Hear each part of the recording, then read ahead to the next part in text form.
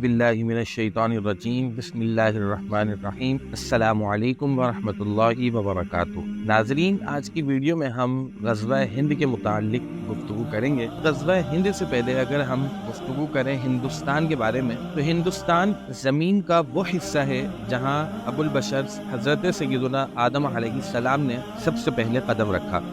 ہندوستان میں اسلام کا پیغام نبی کریم صلی اللہ تعالی علیہ وسلم کی حیات میں ہی پہنچ چکا تھا، جبکہ اسلام سے قبل ہی عرب کے لوگ ہندوستانیوں سے تعلقات میں تھے۔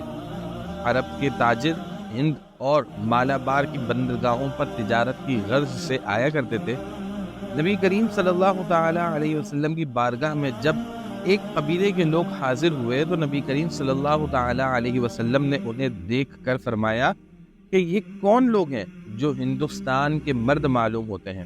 ناظرین، اسی طرح ایک یہ واقعہ بھی مشہور ہے کہ ہندوستان کے ایک ساحلی علاقے مالابار کے بادشاہ چکرورتی فرماس کے بارے میں ہے کہ جب انہوں نے شق القمر کا معجزہ دیکھا تو اپنے بیٹے کو ذمہ داریاں سونپ کر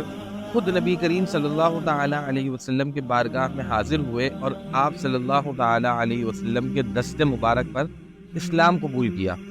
اور مزید اس بارے میں یہ بھی ہے کہ جب اسلام قبول کر لیا اور آپ صلی اللہ تعالی علیہ وسلم نے انہیں دوبارہ ہندوستان روانہ ہونے کا حکم دیا تو راستے میں یمن کی بندرگاہ کے قریب ان کا انتقال ہو گیا۔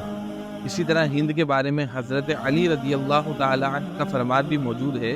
کہ زمین میں سب سے پاکیزہ ہوا ہند کی ہے۔ خلاصہ کلام یہ ہے کہ احادیث شریف میں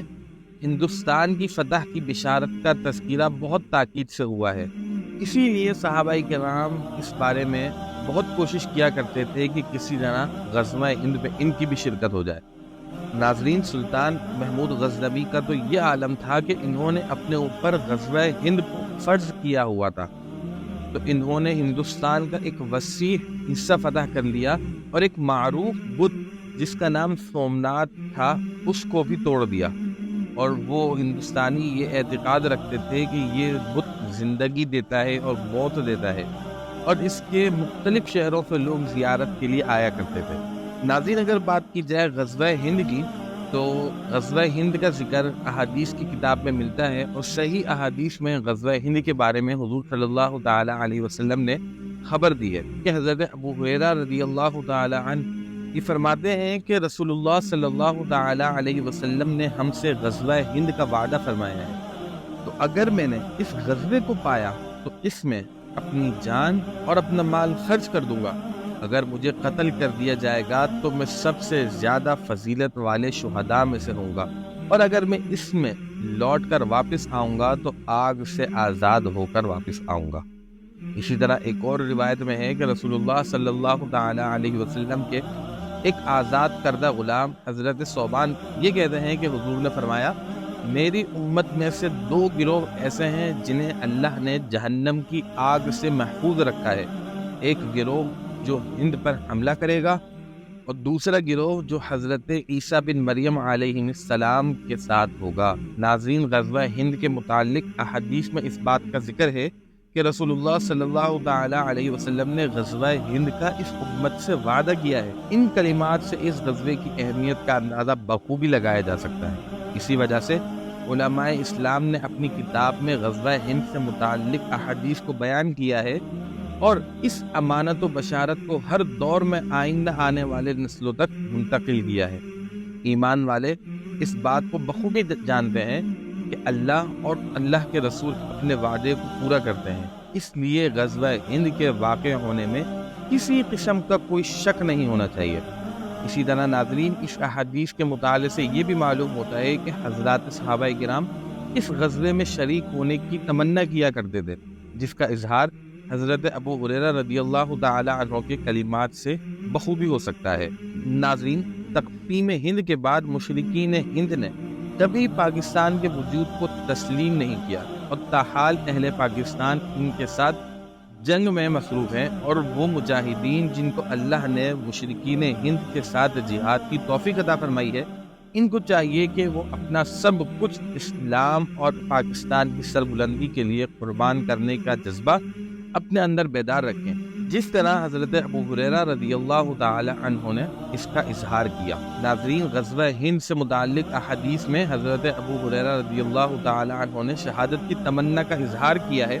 کیونکہ اس غزوے میں جو لوگ شہادت کے عظیم نعمت سے ہمکنار ہوں گے وہ اللہ کے نزدیک افضل شہداء میں سے ہوں گے۔ اسی طرح اس غزوے میں شریک ہونے والوں کے لیے یہ بشارت بھی ہے کہ اللہ تعالیٰ انہیں تمام گناہوں سے پاک کر دے گا، اور اگر کوئی شخص اس غزوے میں شہادت حاصل نہ کر سکا اور غازی بن کر لوٹا تو اللہ تعالیٰ اس کو جہنم کی آگ سے محفوظ فرما دے گا۔ ناظرین، اگر بات کی جائے کہ بیت المقدس کی فتح کی،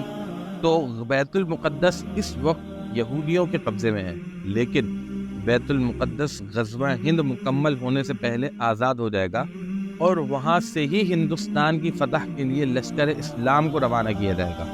حضرت امام مہدی علیہ السلام ایک لشکر کو ہند فتح کرنے کے لیے بھیجیں گے، اور وہ جب واپس لوٹیں گے تو حضرت عیسیٰ بن مریم کا نزول ہو چکا ہوگا۔ تو غزوہ ہند کی بشارت کو حاصل کرنے کے لیے اہل اسلام مشرکین ہند سے جہاد کرتے رہے، لیکن اس کی تکمیل حضرت سیدنا امام مہدی علیہ السلام کے دست مبارک سے ہوگی۔ اس حوالے سے یہ بات بھی قابل غور ہے کہ مسلم دنیا کی افواج اور بالخصوص افواج پاکستان کو چاہیے کہ وہ ان ہدایات کی بنیاد پر اپنی دفاعی اور اقدامی پالیسی کو از سر و نو مرتب کرے،